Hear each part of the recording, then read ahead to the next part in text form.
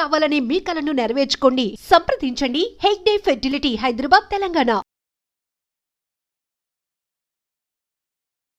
ఇప్పుడు ఒక వ్యక్తి కూడా లోపలికి వెళ్ళారు, మీరు లోపలికి వెళ్ళారు కదా, లోపలికి వెళ్ళారు. ఎన్ని అడుగులు ఉంటుంది ఎండ? మినిమం 5 feet అబౌవ్ ఉంటుంది. 5 feet. 5 feet above.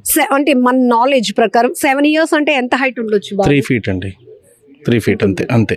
ఇప్పుడు ఈ 3 feet ఉన్నటువంటి పిల్లలు ఈ పూల్ లోనికి వెళ్ళడం అనేది పాసిబుల్? అస్సలు ఇంపాసిబుల్ అండి, ఎందుకంటే వేవ్స్ వచ్చేది కాబట్టి ఇంకా ఎక్కువ హైట్ వాటర్ వస్తుంది. సో అబ్బాయిని దింపినప్పుడు కంపల్సరీ ఇక్కడ గార్డ్స్ అనేది ఉండాలి. వాళ్ళు ఎవరు లేనట్టున్నారు, చుట్టూ కూడా ఎక్కడ పట్టుకోవడానికి కూడా ప్లేసులు లేవు. సో అబ్బాయి దానివల్లే ఇది అయిపోయి ఉంటాడండి. ఇక్కడ మనకి సీసీ కెమెరా మానిటరింగ్ కూడా ఏం కనిపించట్లేదు లేదండి. ఇక్కడ నిన్న 3 పిల్లలు వచ్చారు, చక్కగా ఆడుకొని కాసేపట్లో ఇంటికి వెళ్ళిపోయి ఒక స్వీట్ మెమరీస్, మా మామయ్య పూల్ కి తీసుకెళ్లాడు, ఎంజాయ్ చేసామని చెప్పుకోవాల్సినటువంటి పిల్లల్లో ఒక పిల్లాడు తన ప్రాణాలు కోల్పోవడం, ఆ కుటుంబానికి తీరని లోటు. మీరు ఇప్పుడు అక్కడి వరకు వెళ్ళారు కదా, లైక్ ఎంత వరకు హైట్ వచ్చిందండి? ఇక్కడ వరకు వచ్చింది, నియర్లీ నెక్ వరకు వచ్చింది. షోల్డర్స్ అయితే ఫుల్ గా మునిగిపోయి. సో అది మాత్రం డేంజర్ అండి, ఎందుకంటే చుట్టుపక్కల ఎక్కడ కూడా మనకు సేఫ్టీగా పట్టుకోవడానికి ఏమీ లేదు. దట్టు నిన్న ఇన్సిడెంట్ అయినాక ఫ్లోట్ ఆపారు కాబట్టి ఇంత ఉంది, లేదంటే ఇంకా హైట్ గా వాటర్ ఫ్లో అవుతుంటది. ఇక్కడ నుంచి మనకి స్టార్ట్ అవుతుంది అండి. అవును, మిడిల్ ఆఫ్ వెళ్ళేటప్పటికి నా హైట్ కి నేను ఆఫ్ పూల్ వరకు వెళ్తేనే ఇక్కడ వరకు తడిచిపోయాను. వీడియోలో మీరు కూడా చూస్తున్నారు. ఇప్పుడు ఒక పెద్ద వ్యక్తి కూడా, లోకల్ గా ఉన్నటువంటి లీడర్స్ కూడా, ఏంటి గతంలో కూడా ఇక్కడ వాళ్ళకు సంబంధించిన ఫ్యామిలీ మెంబర్స్ లో ఒక పాప కూడా ఇంజూర్ అవ్వడం వల్ల 40 days సిక్ అయింది, హాస్పిటల్లో ట్రీట్మెంట్ తీసుకుంది. ఇప్పుడు ఇంకొక ఘటన కూడా జరిగిందని. సో ఇది పేరెంట్స్ అందరం కూడా గమనించాల్సిన విషయం. ఈ వాటర్ వరల్డ్స్ కానీ ఈ ఫన్ జోన్స్ ఉండేటప్పుడు ఏం చేస్తామంటే ఎంట్రీ టికెట్స్ చూసి ఆహా లోపల అద్భుతం ఉండబోతోందని అనుకుంటాం. దయచేసి అలాంటి బయట మాత్రం వాళ్ళు పోస్టులు మాత్రం చాలా దీనిగా చూపిస్తున్నారు. అంటే ఒక ఫారెన్ లుక్ లో అబ్బాయి ఎంతో అమోఘం ఉంటుంది, ఎన్నో చాలా సెక్యూరిటీస్ ఉంటుంది అనుకుంటాం, కానీ ఇక్కడ మాత్రం అలా ఏం లేదు. ఏకంగా ఒకటే వేవ్ ఉంది, చుట్టుపక్కల కూడా ఎక్కడా కూడా వాళ్ళకి పట్టుకోవడానికి సేఫ్టీ ప్రికాషన్స్ లేవు. దట్టు వేవ్ చాలా చిన్నపిల్లలు అనేది మెయిన్. అబౌవ్ 15 బోర్డు కూడా లేదు, నాట్ అలౌడ్. ఈ ఏజ్ నుంచి ఈ ఏజ్ వాళ్ళకి లేదు, అబౌవ్ 15 years 18 years వాళ్ళకి ఇది అలౌ చేయాలి తప్ప చిన్నపిల్లలకి అసలు అలౌ చేయకూడదండి. మరి తెలిసి కూడా అలౌ చేశారంటే మరి వాళ్ళు డబ్బుల గురించి చూసుకుని పిల్లల్ని అలౌ చేయాలి. 15-17 years ఇద్దరు అమ్మాయిలతో పాటు 7 years అబ్బాయిని కూడా, అసలు అబ్బాయిని కూడా అలౌ చేయకూడదు. అంత మినిమం ఇక్కడ సేఫ్టీ గార్డ్స్ ఉండాలి, చూసుకోవాలి. మరి వాళ్ళు రిస్ట్రిక్షన్ ఎట్లేదు, డబ్బులు వస్తున్నాయి కదా వదిలేశారు, అందుకే అనవసరంగా పిల్లడి ప్రాణం ఇది అయిపోయింది. సో మీరు లోపలికి వెళ్ళి రావడం వల్ల మీకు ఆ పెయిన్ కూడా తెలుస్తోంది.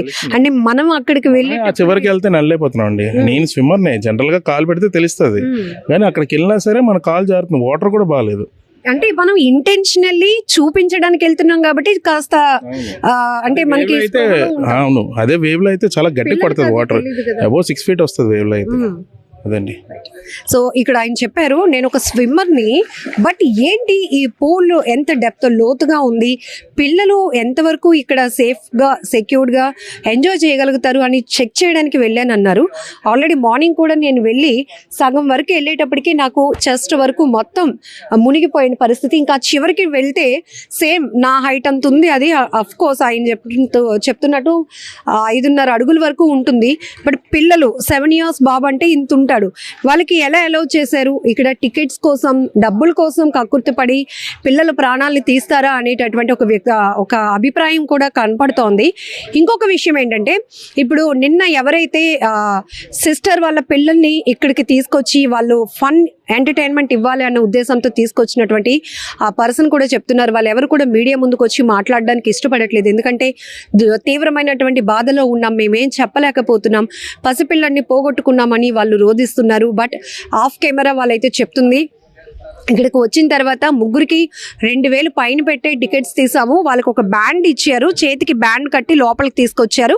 లోపల ఇన్స్ట్రక్టర్స్ ఉంటారు, మీరేం ప్రాబ్లం లేదు, మీరు లోపలికైతే వెళ్ళకూడదని చెప్పి ఫ్యామిలీ మెంబర్స్ని ఎవరిని అలౌ చేయకపోతే వాళ్ళు లోపల ఉన్నారంట. అయితే సాయంత్రం 6 గంటలకు వీళ్ళు వచ్చిన తర్వాత 7 గంటల ప్రాంతంలో బాబు ప్రమాదానికి గురై ఇందులోనే విలవిలలాడిపోయాడు. కాపాడే వాళ్ళు కూడా చుట్టూ ఎవరు లేని పరిస్థితి. వాళ్ళు వచ్చి ఇక్కడ జనరల్గా సీసీ కెమెరా కూడా లేదు, ఏం జరిగిందో తెలుసుకోవడానికి, మానిటరింగ్ చేయడానికి. రెండోది, ఇక్కడ ఒక సిబ్బంది అనేది ఉండుంటే గనక ఆ ప్రమాదం జరుగుండేది కాదు. హ్యాపీగా అబ్బాయి చాలా స్వీట్ మెమొరీస్తో ఇంటికి వెళ్ళేవాడు. ఇలా విషాదం ఆ కుటుంబంలో జరుగుండేదే కాదు. కానీ ఇక్కడ ఎవరు లేకపోవడం, సిబ్బంది నిర్లక్ష్యం, అలాగే సేఫ్ అండ్ సెక్యూరిటీ ప్రమాణాలు కూడా ఏవి భద్రతా ప్రమాణాలు లేకపోవడం వల్ల కూడా ఒక పసికందు ప్రాణాలు ఈ పూల్లో కలిసిపోయాయి అనేటటువంటి ఆగ్రహావేశాలు కూడా తల్లిదండ్రుల నుంచి వ్యక్తమవుతున్నాయి. ఏదేమైనా చాలా బాధాకరమైన విషయం. మనం చూస్తాం పెద్ద పెద్ద హోర్డింగ్స్లో అంటే ఫుల్ ఫన్ ఎంటర్టైన్మెంట్, ఎక్కడ లేని విదేశాలకు చెందినటువంటి అమ్యూజ్మెంట్ రైట్స్ను కూడా ఫస్ట్ టైం ఎక్స్క్లూజివ్గా మనం ఇంట్రడ్యూస్ చేస్తున్నాం. ఇలా ఆర్భాటాలు పలికేటటువంటి అడ్వర్టైజ్మెంట్లతో ఆకర్షించేటటువంటి ఇలాంటి ఈవెంట్స్ నిర్వాహకులు అంటే పిల్లల్ని ఎవరైతే ఇక్కడికి తీసుకొని వచ్చి వాళ్ళకి ఎంటర్టైన్మెంట్, ఫన్ ఇవ్వాలనుకుంటారో అక్కడ ఎంతవరకు సేఫ్టీ అండ్ సెక్యూరిటీ ఉంది అనేది మానిటరింగ్ చేసుకోవాల్సిన బాధ్యత మనపై ఉంది. సెకండ్ థింగ్, ఇలాంటి అంబియన్స్ కోట్ల రూపాయలు ఖర్చు పెట్టి పెట్టడమే కాదు, వచ్చిన వాళ్ళకి ఎంతవరకు మనం సేఫ్టీ ఇవ్వగలుగుతున్నాం, వచ్చిన వాళ్ళు ఎలాంటి ప్రమాదానికి లోను కాకుండా పూర్తిగా ఎంజాయ్ చేసి, పిల్లలు పెద్దలు అందరూ ఎంజాయ్ చేసి వెళ్ళగలుగుతున్నారు.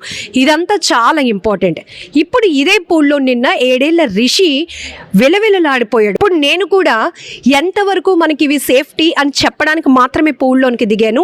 ఈవెన్ 7 ఏళ్ల బాబు అంటే ఎంత ఉంటాడు, నా వరకు ఇంకా ఇంకా ఈ చోటుకు వస్తేనే మునిగిపోయినంత హైట్ ఇది ఇక్కడ ఉంది.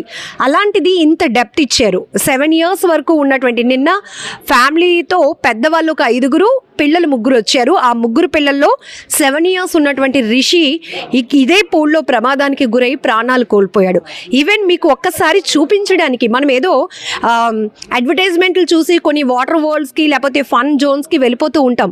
అది ఏ ఏజ్ వరకు పర్మిట్, అది వాళ్ళు ఎంతవరకు కెపాసిటీ ఉంటుంది, వాళ్ళు ఎంతవరకు దీన్ని ఎంజాయ్ చేయగలుగుతారు, ఎంతవరకు ప్రమాద స్థాయి ఉంది అనేది కూడా తెలుసుకోవాల్సినటువంటి అవసరం కూడా చాలా ఉంది. ఈవెన్ మనం అక్కడి నుంచి వస్తే, నేను పూల్కి ఆఫ్ వరకు వస్తే నేను ఇంతవరకు చెస్ట్ వరకు నేను మునిగిపోయానండి. 7 years బాబు అయితే ఈ మాత్రం ప్లేస్ వరకు వస్తే మునిగిపోతాడు. అది కూడా నిన్న ప్రమాదం జరిగిన తర్వాత వాటర్ ఫ్లో ఆపేశారు కాబట్టి మనకి ఇక్కడ ఇంకా ఫ్లోటింగ్ అన్నది తక్కువగా ఉంది. నిన్నైతే దీంట్లో వేవ్స్ కూడా వస్తూ ఉంటాయి. పిల్లలు ఈ సరదాలోనే మునిగిపోతారు తప్పితే ప్రమాదాన్ని అసలు గమనించలేరు, గుర్తించలేరు. ఇది తెలుసుకోవాల్సింది పేరెంట్స్గా మన పని. సెకండ్ థింగ్, ఎంతవరకు ఇక్కడ ఏ ఏజ్ గ్రూప్ వాళ్ళకి పర్మిట్ చేయొచ్చు, ఎంత ఏజ్ గ్రూప్ పిల్లల వరకు ఆడుకోవచ్చు అనేది కూడా నిర్వాహకులు ఖచ్చితంగా మానిటరింగ్ చేయాలి. ఇప్పుడు నేను ఇక్కడి నుంచి ఇంకా వెళ్ళడానికి ట్రై చేయాలి, కానీ నా చేతిలో మైక్ ఉంది. ఇప్పటికే నేను ఇంతవరకు తడిచిపోయాను, మునిగిపోయాను.